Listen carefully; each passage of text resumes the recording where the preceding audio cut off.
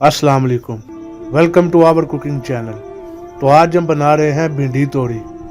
तो चलिए शुरू करते हैं।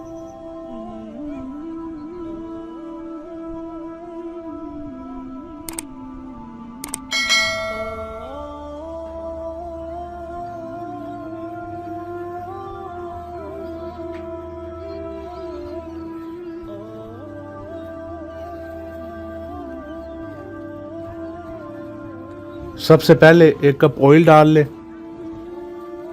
तकरीबन 1 किलो भिंडी ये डाल लें। भिंडी को अच्छी तरह फ्राई कर लें। भिंडी बिल्कुल फ्राई हो चुकी है। अब इसे एक अलग बर्तन में निकाल लें।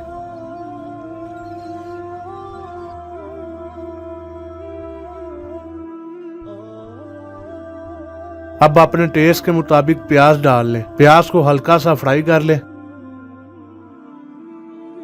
अब यहाँ पर आके जो भिंडी हमने फ्राई की थी वो इसमें डाल लें। 4 से 5 हरी मिर्चें डाल लें। 3 अदद टमाटर डाल दें। दाने वाली इमली डाल दें। आधी चमची लाल मिर्च डाल दें। 1/4 चम्मच हल्दी डाल दें। नमक हस्बे जायका डाल दें। 1 चम्मच सूखा धनिया डाल दें। आधा चम्मच काली मिर्च और जीरा डाल दें। इसे अच्छी तरह हिला लें।